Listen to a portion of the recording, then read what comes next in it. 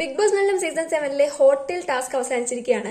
അതെ, ബിഗ് ബോസിന്റെ ക്ലാസിക് ടാസ്കുകളിൽ ഒന്നായിട്ടുള്ള ഒരു ടാസ്ക് ആണ് ഹോട്ടൽ ടാസ്ക്. എല്ലാ മിക്ക സീസണുകളിലും കാണും.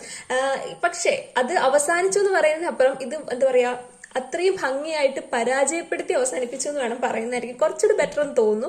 കാരണം ഈ സീസണിൽ എനിക്ക് അറിയില്ല, പ്ലെയേഴ്സ് എല്ലാം ഇവർക്ക് ഈ ഹോട്ടൽ ടാസ്ക് അത്ര വർക്കൗട്ട് ആവാത്ത പോലെ എനിക്ക് തോന്നി. കാരണം എല്ലാവർക്കും എന്തൊരു 5 സ്റ്റാർ ഹോട്ടൽ എന്ന് പറഞ്ഞിട്ട് സത്യമായിട്ടൊരു ലോഡ്ജിന്റെ അവസ്ഥ, ലോഡ്ജ് ഇതിലും ഭേദം അങ്ങനെ തോന്നിപ്പിക്കുന്ന രീതിയിലാണ് ഇവർ ശരിക്കും ടാസ്ക് ചെയ്തത്. എല്ലാവരും അവരവരുടെ ക്യാരക്ടറും അവരവരുടെ ഡ്യൂട്ടിയും ഒക്കെ മറന്നിട്ട് എല്ലാവരും സ്ക്രീൻ സ്പേസിന് വേണ്ടിയിട്ടുള്ള ഒരു വെപ്രാളമാണ് ശരിക്കും പറഞ്ഞാൽ ഈ ഒരു സീസണിൽ മൊത്തം നമ്മൾ കാണുന്നത്. അതാണ് ഒരു സ്ക്രീൻ സ്പേസ് കിട്ടാൻ വേണ്ടി എന്തൊക്കെയോ കാട്ടിക്കൂട്ടാന്ന് പറയുന്ന ഒരു അവസ്ഥയാണ് സത്യം പറഞ്ഞാൽ. അതായത് ഇവര് ക്യാരക്ടറൊക്കെ വിട്ടിട്ട് എല്ലാവരും എവിടെ സ്പേസ് ഉണ്ടാക്കാന്ന് നോക്കി ചുമ്മാ ആവശ്യത്തിനും അനാവശ്യത്തിനും ഒക്കെ വഴക്കുണ്ടാക്കി ഒരു 5 സ്റ്റാർ ഹോട്ടലിന്റെ സ്റ്റാൻഡേർഡ് കളയുന്ന രീതിയിലാണ് ഇവര് പെർഫോം ചെയ്തിരിക്കുന്നത്. ശരിക്കും പറഞ്ഞാൽ ബിഗ് ബോസിന് തന്നെ ഇപ്പൊ കൺഫ്യൂഷൻ ആയിരിക്കും, ഇവർക്ക് എന്ത് ടാസ്ക് കൊടുക്കും, ഒരു എന്ത് ടാസ്ക് കൊടുത്താൽ കളിക്കുന്ന ബിഗ് ബോസിന് തന്നെ ഇപ്പൊ സംശയം ഉണ്ടായിരിക്കും. എനിക്ക് തോന്നുന്നു ഇവർക്ക് കുറച്ചൊരു ബെറ്റർ ഫിസിക്കൽ ടാസ്ക് തന്നെയാന്ന് തോന്നുന്നു.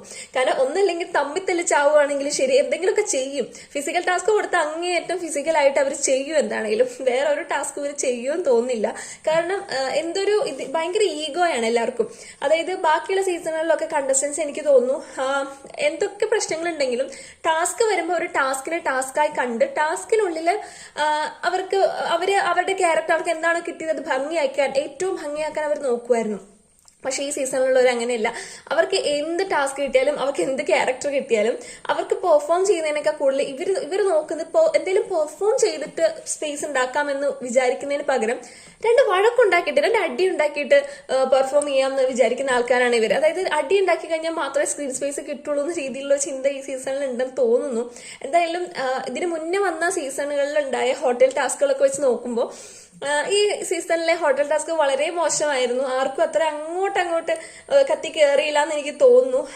ഇതിൽ എടുത്തു പറയേണ്ടത് കുറച്ച് നല്ലപോലെ ചെയ്ത് എനിക്ക് തോന്നുന്നു ലക്ഷ്മി നന്നായി ചെയ്തിട്ടുണ്ടായിരുന്നു. ഒരു ജനറൽ മാനേജറിന്റെ ആ ഒരു പൊസിഷൻ അത്യാവശ്യം നല്ല രീതിയിൽ ചെയ്തിട്ടുണ്ടായിരുന്നു. അതിൽ കുറച്ച് ക്യാരക്ടറിലേക്ക് ആദ്യം ഒന്ന് വീക്കായി പോയെങ്കിലും ലാസ്റ്റിലേക്ക് ഒരു ക്യാരക്ടറിലേക്ക് ചെറുതായിട്ട് ഇറങ്ങി വരുന്നുണ്ടായിരുന്നു. കുറെയൊക്കെ ഒരു അഹങ്കാരിയായ ഹോട്ടൽ ഉടമയുടെ മകൾ എന്ന് പറയുന്നത് കുറെയൊക്കെ ആയിട്ടുണ്ട്. പക്ഷെ എനിക്കൊന്ന് റിയാസലിയും വന്നു കഴിഞ്ഞിട്ട് എനിക്ക് തോന്നുന്നു അതിലെ കുറച്ച് നെഗറ്റീവ് ആക്കിയോ എന്ന് എനിക്ക് ചെറിയൊരു ഡൗട്ട് ഉണ്ട്. അതായത് ഓവർ സപ്പോർട്ട് കൊടുത്തിട്ട് പുള്ളിക്കാരത്തിനെ കുറച്ച് ഓവർ കോൺഫിഡൻസ് കൊടുത്തിട്ട് നെഗറ്റീവ് ആക്കിയ പോലെ എനിക്ക് തോന്നുന്നുണ്ട് കേട്ടോ. എന്തായാലും നല്ല രീതിയിൽ പോകുന്നൊരു കുട്ടിയായിരുന്നു. നമുക്ക് നോക്കാം ഇനി എങ്ങനെ പോകും ഗെയിം എന്നുള്ളത്.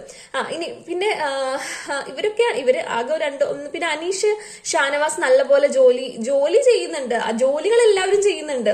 നൂറ അതുപോലെ അഭിലാഷ് ചെയ്യുന്നുണ്ട്. പക്ഷെ അതിനപ്പുറത്തേക്ക് ഒരു പെർഫോമൻസിലേക്ക് പലരും വരുന്നില്ല.